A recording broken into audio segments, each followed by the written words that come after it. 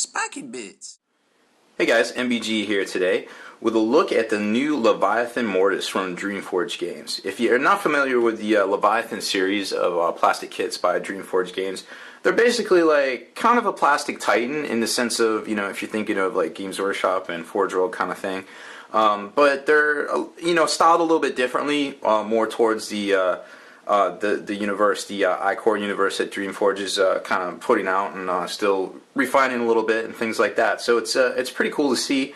As far as size goes, these particular models here come up to about the shoulders of a Warhound Titan, just to give you an idea about size. This is the full 156 28mm scale model kit, and it stands 8.5 inches tall, or 215 millimeters if millimeters in the metric system is your thing. It's a very cool kit. This just came out. I just got it in today from my Kickstarter, so it's a little bit ahead of retail, probably a couple of weeks, but I'm sure you'll see something like this at your store, your local gaming store, your favorite online e-tailer here soon. Now, as with all of the Leviathan series, all of the upgrades and everything work with this, like the capacitor cooler, as well as the weapons, which the only one out right now officially is the left-handed Vulcan cannon. The Crusader, the Leviathan Crusader, comes with a right-handed Vulcan cannon, so you can kind of make a Daka Mortis pattern kind of thing if you want. Now, coming soon, in the retail area, as well as the Kickstarters, are all of these weapons, these fast swap arms too. And what's nice about these is you don't have to use magnets or anything like that. It's basically like a notch and hole type system on a pivot. So it's kind of like you lock it in and then you turn it and it's locked in. And you can still, you can still move the arm and everything around and things like that, but you don't have to lock it into a specific like pose, so to speak. Another cool thing about this kit is that it's kind of like a hybrid model kit. It also comes with screws and stuff to put it together, some of the pistons and things like that. So let's go ahead and take a look. Now, if you're familiar with the Leviathan, with the Crusader, you'll kind of notice this box seems a little small, and it is. It's a little bit smaller, which I'll get to that shortly.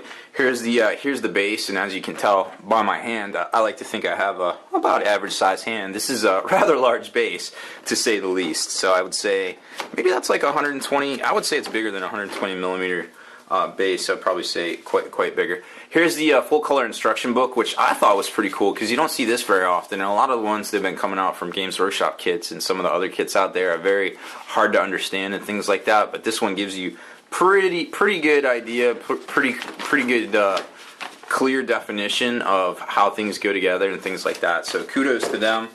Being able to transition that right off the computer itself. So, like I said, the box itself is presented very well. Now, the original, the Crusader, came with it was like a plastic kind of insert, and then it was like a cap on it. This one, it's got this kind of custom foam type thing, which is fine. I mean, it all works, right? Here's your pack of screws that you use to kind of put the pistons and things together, and of course, it's got its own little custom screwdriver. So it kind of reminds me of both like a toy kit and a model kit all together. And some of you might not know, a lot of the bigger kind of more expensive scale model kits of different stuff outside the actual scale models, that we're used to, I guess, is comparing tabletop game models to actual scale models. They actually use screws and things like that. So it's a little why is that going on? It's a little bit different to see. And here you can kind of see the armor plates for the shoulders. Then you've got the armored cowl sprue for basically the head locks into. And here's the head here. Now this is very much like a Mark 8 kind of errant armor head, or it's basically a skull, and it's got some little rivets and kind of power hoses and things kind of glued into it. Here's some of the pistons and things like that you actually use for the legs and the arm sections and various things. So these are all very important pieces, and it's definitely don't want those on a sprue to get destroyed. So this is a really nice little foam that definitely keeps them safe on the inside here. And then once you get into the actual crux of the box set, you get two stacks of sprues. Now you're already pretty far down in this box, just to give you an idea of how much you actually get here. So if we pull these out, like so, some of you out there with a good eye will notice that some of these sprues are familiar, and some of these, where is it? Let's see that pull. Yeah. So some of these sprues are familiar from the Crusader, and some of these are new. And if you actually look on the sprues themselves, they'll say like Crusader, or they'll say Mortis, which is, this is technically the Mortis pattern, aka Chaos Dreadnought. So here's kind of, we're going to take a quick look at some of these sprues here. Now, if you've watched my video on Leviathan Crusader itself, you've probably already seen a lot of these sprues themselves. But we'll take another look here. So we've got some of the groin area, different pieces and things like that. Some of the ball joints. Let me stack this correctly so I can get it back in the box. Then you've got some of the shoulder area. Like I said, it's a very posable kit, so you've got some actual like gear work and things like here that will actually support a lot of different poses, which is pretty neat because that's not something you see very often. Some more of the actual head and head cowl and top, I guess, upper torso, so to speak. There. Here's some various gears, and it looks like, actually these are the rear exhaust. Though this is the sprue that the capacitor cooler actually replaces. If you don't like that chaosy kind of look and you want to go more with a more of an imperial slash I don't know, I guess ordo look, so to speak. I'm not exactly sure which parts these are. I believe they are parts of the legs themselves, but I could be wrong, and I apologize in advance. I reserve the right to backpedal at any time. Here's the second set of stacks of sprues. Now these are going to be the actual Mortis, the Mortis pieces themselves. So we've got, it looks like a special. No, this is just a normal. This is just the normal Dreamforge, the Crusader sprue there. Now here's a Mortis piece here. So this is going to be it looks like the feet.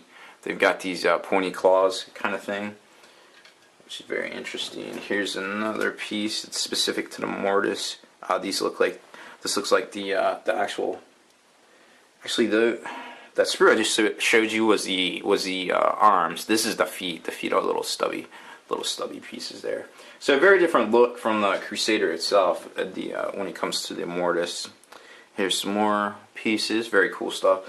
Now you kind of wonder if Dreamforge was able to scale down this quote-unquote Titan into a smaller box. Here's the scythe type weapon attachment for the arm. Again, you can kind of see how the arms actually lock in the weapons to the actual arm itself. Here's another good look at it. The twist and lock system right there kind of gives you an idea.